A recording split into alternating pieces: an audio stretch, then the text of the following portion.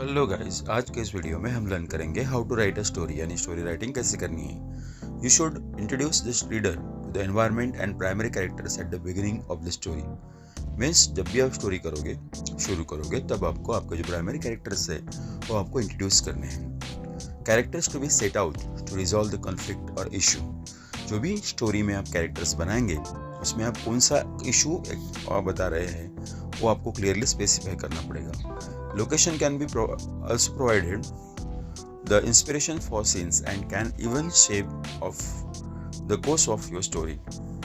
The setting is when and where the story takes place and it will change as the story progresses. Means आपकी story कौन सी जगह पे हो रही है, कौन सी प्लेस पे हो रही है, ये आपको क्लियरली स्पेसिफाई करना पड़ेगा। ओके साथ ही साथ आपकी स्टोरी में किस प्रकार से प्रोग्रेस हो रहा है, किस प्रकार से डेवलपमेंट हो रहा है, वो आपको स्टेप बाय स्टेप लिखना पड़ेगा अच्छे से। ओके देन आपका जो स्टोरी है वो हमेशा मीन्स जो पॉइंट्स है आपके साथ में उसको आपको एक्सपेंड करना है, आपकी क्रिएटिविटी को यूज करना है। At the introduction of the story the writer introduces the protagonist and the antagonist and describe the setting the conflict and problem may also appear. Means आप जब स्टोरी की इंट्रोडक्शन करोगे तो आपके स्टोरी में जो प्रोटैगनिस्ट है, हीरो कौन है, एंटागनिस्ट यानी जो विलन है कौन है, ये आपको पूरी तरह से डिस्क्राइब करना पड़ेगा और उसमें क्या प्रॉब्लम हो रही है, कौन सी समस्या विलन और हीरो के बीच में आ रही है, वो आपको पूरी तरह से लिखना पड़ेगा। तो ही आपका स्टोरी जो है वो इफेक्टिव होगा। Okay then the problem escalates continuing to cause tension for the characters. Means villain और हीरो के बीच में जो भी कोई प्रॉब्लम है, जो भी कोई कन्फ्लिक्ट है, वो उसका जो टेंशन है वो आपको सही तरीके से दिखाना पड़ेगा। इन शॉर्ट द क्लाइमेक्स जो है, climax is the highest peak of the suspense. The conflict reaches a critical level where the protagonist and the antagonist fight. Means आपके स्टोरी में क्लाइमेक्स होना चाहिए, मतलब ऐसे चढ़ होना चाहिए और कॉन्फ्लिक्ट जो है वो क्रिटिकल लेवल पे जानी चाहिए जहाँ पर जो हीरो है और विलन है वो फाइट करता है और बाद में उस स्टोरी का कोई तो भी अच्छा मॉरल निकलता है जिससे हम बहुत सारी अच्छी बातें सीख सकते हैं। The characters resolve the problem and the writer provides solution to the issue. Means जो भी कैरेक्टर्स आप लिखोगे, जब स्टोरी शॉर्ट स्टोरी अगर आप लिख रहे हो तो उसमें जहाँ मैक्सिमम आप 3 से 4 कैरेक्टर ले सकते हैं, उसमें जो प्रॉब्लम है वो कैरेक्टर्स रिजॉल्व कर रहे हैं आपको दिखाना पड़ेगा और एट देन आपको उसका सोल्यूशन भी बताना पड़ेगा। The writer writes a happy ending और builds momentum for a sequel. Means हमेशा कोई भी जो स्टोरी है उसका एंडिंग कैसे होना चाहिए, हैप्पी होना चाहिए और एक प्रकार से जो मोमेंटम है वो उसमें बिल्ड होना चाहिए। इस प्रकार से आपको अच्छे से स्टोरी लिखनी है। Story writing is an art which can be perfected only with practice.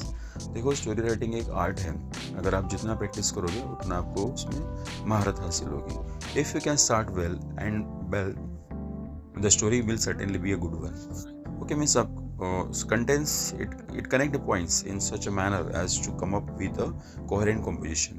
Means आपके जो भी स्टोरी राइटिंग के पॉइंट है वो आपको कोहेरेंट कंपोजिशन में लिखने पड़ेंगे। मीन्स उसको सीरियल नंबर से आपको एक दूसरे के साथ में मिंगल अप करके लिखना पड़ेगा। Dialogues could be short, lively and interesting. और जो स्टोरी राइटिंग में आप डायलॉग लिख रहे हैं वो शॉर्ट होनी चाहिए, लाइवली होनी चाहिए और इंटरेस्टिंग होनी चाहिए। Suggest a title to your story, it should reflect the main theme. Means आपका स्टोरी जो है उसको आपको एक अच्छा टाइटल सजेस्ट करना है और आपके स्टोरी का मेन थीम उसमें रिफ्लेक्ट करना चाहिए। Write a story in past tense. हमेशा स्टोरी लिखते समय आपने पास्ट टेंस यूज़ करना है।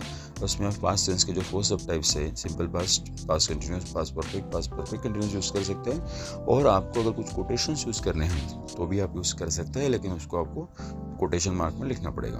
Don't commit mistakes in punctuation, grammar and spelling. जब भी आप स्टोरी लिख रहे हैं तो आपको पंक्चुएशन, ग्रामर, स्पेलिंग मिस्टेक्स नहीं करनी है।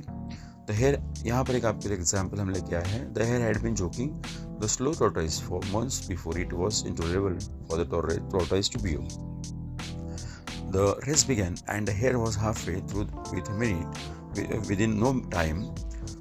The tortoise now nowhere to be visible, jokingly, arrogantly, and hare lay down under the tree for a rest and then he fell asleep. That time the tortoise was continuously walking towards his own destiny, and the hare was sleeping under the tree because of his laziness, because he has ample grass or food over there. Okay, so in this story the tortoise walked on but steadily towards the destiny. Means tortoise did his work continuously, and at the end he reached his goal. At the end of tortoise reached the point and won the race, but the hare was so late to reach through. He was faster. Means hare was faster, but he was so lazy and he was late. Tortoise was consistent in his work. That is why this race is being won by tortoise only. So guys, आपको इस प्रकार से story जो है वो writing करनी है. आपका मॉरल निकलता है slow and steady means the race. Means हमेशा जो अपने काम में कंटिन्यूटी रखते हैं वो रेस जीतते हैं. Thanks for watching.